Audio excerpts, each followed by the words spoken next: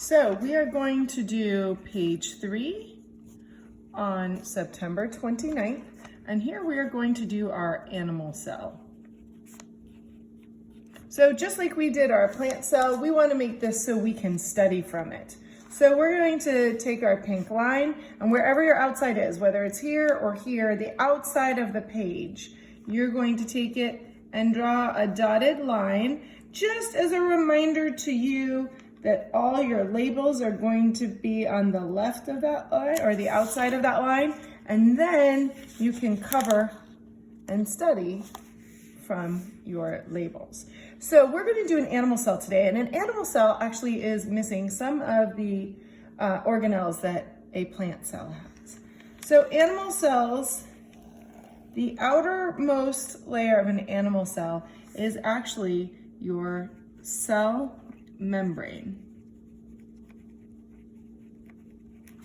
Okay, so that circle that I drew is the cell membrane, and that determines what can go in and out of the cell.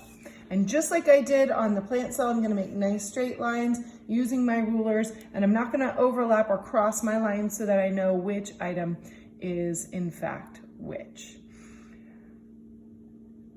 So we also, next, we can do the cytoplasm.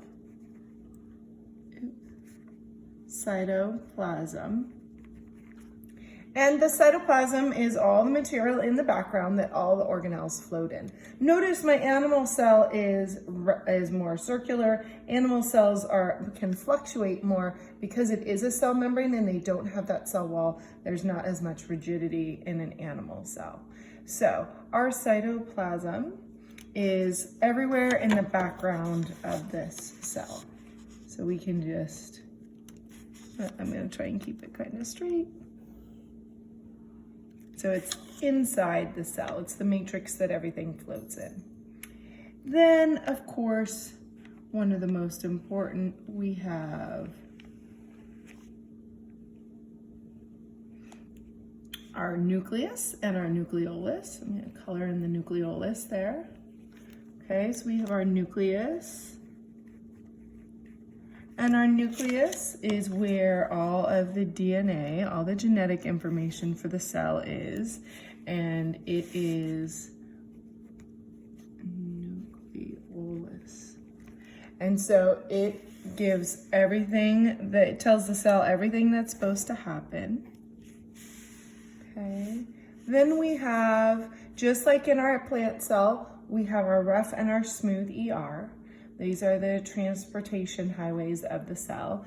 And our smooth ER, it again, always found right up against the nucleus there. It does not, the smooth ER is smooth. It doesn't have any bumps on it. Okay. And then the rough ER, we'll draw some over here.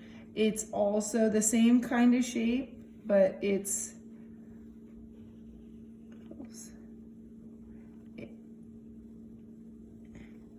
going to be right next to the nucleus, and it's going to have those dots on it, which give it that texture that make it look rough when we look at it under a microscope. And those dots are ribosomes, right? Those protein-making organelles. And we'll have ribosomes also floating in the cytoplasm of the cell, but there's some on the rough ER. So we have to do, we're going to label our smooth, endoplasmic reticulum. Okay. It's RETIU, reticulum. Okay, and we can shorten that to smooth ER. And that's this first one we drew. Draw our line. And then we have our rough endoplasmic. I love saying that word. Endoplasmic reticulum is fun to say. Reticulum, which we can call the rough. We can shorten to the rough ER. Okay, and we need to draw a line to that. Okay, so we have smooth ER and we have rough ER. We have the nucleus with the nucleolus.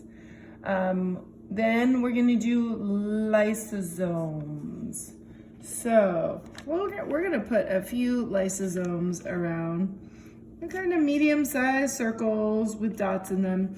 They again have, they help with digestion essentially.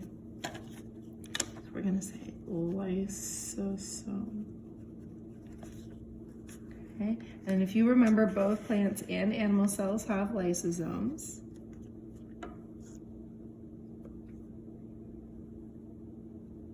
We also, let's add some ribosomes, that important protein making little tiny organelle, and they're all over the cell, floating in the cytoplasm. So we're going to put groups of them around the cell, just groups of dots to represent that they are floating throughout the cell, really. But we don't want to, I'm not going to make you cover the whole thing. So we have ribosomes.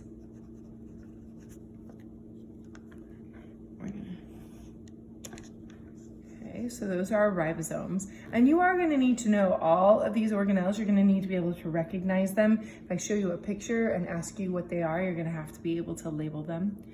All right, we're going to next do our mighty mitochondria. And just like in the plant cell, it's going to have a bean outer shape, and then it's going to have these finger-like projections on the inside of the mitochondria. And remember, this is where all of our energy comes from.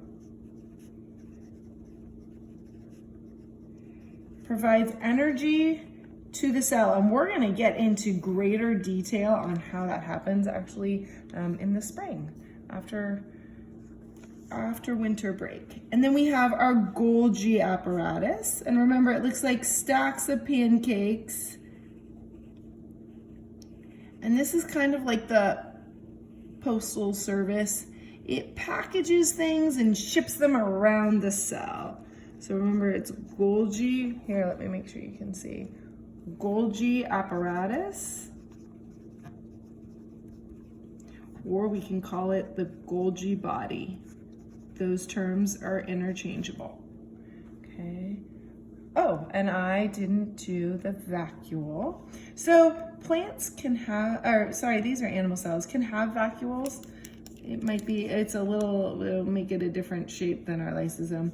They're small in an animal cell. They are not, if you remember, in the plant cell, they were huge, but here in the animal cell, it is a small thing. So we're gonna have a line that bends in the middle, but notice none of my lines cross. So here we go, we have all of the organelles of the plant cell labeled, none of my lines cross, and you can see it. We're going to color this in, and then you will be done with this. And look, we have this nice study tool. So now I can fold it over, and I can say, okay, what organelle is this? What organelle is this? This. And if I'm not sure, I can, oh, that's right, that's the rough ER.